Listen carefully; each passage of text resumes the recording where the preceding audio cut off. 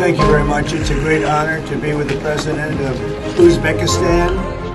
I just want to thank you very much for being with us.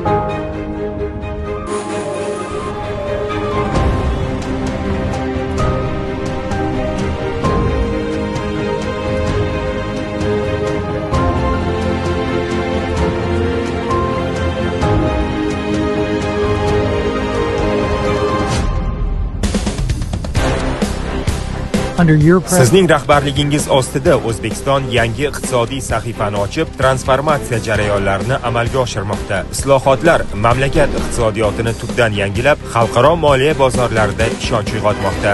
Uzbekistan's dynamic economy, O'zbekistonning dinamik rivojlanayotgan iqtisodiyoti, strategik geosiyosiy o'rni va mavjud moliya bozorlari bizga beqiyos imkoniyatlar taqdim etmoqda.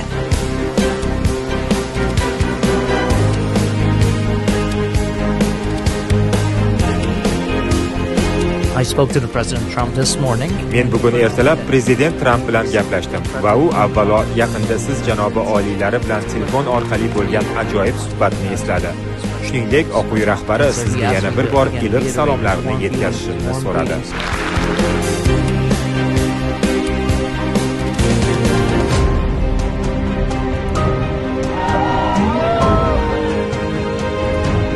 Yangi O'zbekiston barcha davlatlar bilan o'zaro hamjihatlik, ochiq muloqot va yaqin sheriklik tarafdoridir.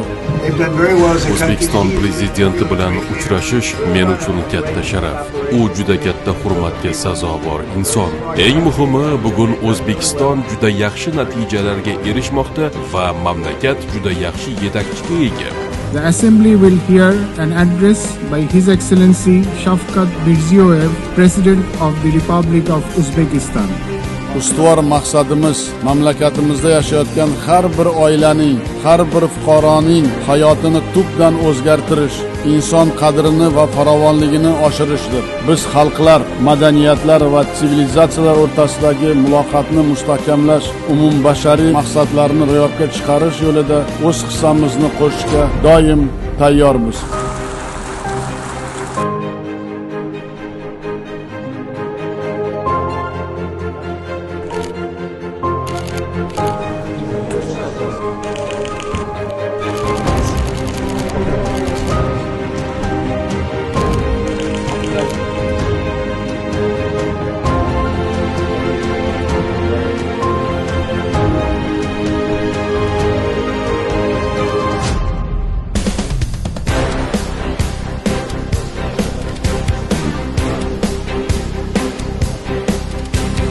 O'zbekiston o'z mas'uliyatini to'liq his etgan holda bolalar salomatligi uchun global harakatda faol ishtirok etmoqda. Keyingi yillarda mamlakatimizda bolalarning saraton kasalligi bo'yicha o'lim holatlarini kamaytirish dasturlari ishlab chiqildi, qo'shimcha resurslar safarbar etildi, tashxis va davolash standartlari yangilandi. Bemorlarning dorilar bilan ta'minlanish sharoitlari yaxshilandi. 2025-2030 yillarga mo'ljallangan bolalar saratoni kasalligiga qarshi kurash bo'yicha milliy strategiya tasdiqlandi.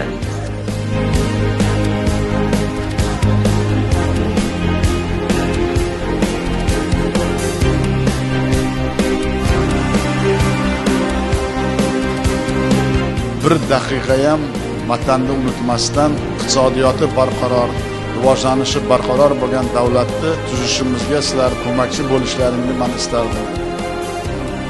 Faxrlanaman, g'ururlanaman vatanimiz bilan, o'tgan reformalar bilan. Bir paytlar menga orzu bo'lgan universitetda o'qishimni asosiy sababchisi, asosiy faktori albatta bu siz. Kechagi bo'lgan tarixiy uchrashuvlarimiz ertangi sizlarga ko'p narsaga yo'l ochadi. O'zbek xalqi aytadi va qiladi. Shuni biz ishontirdik.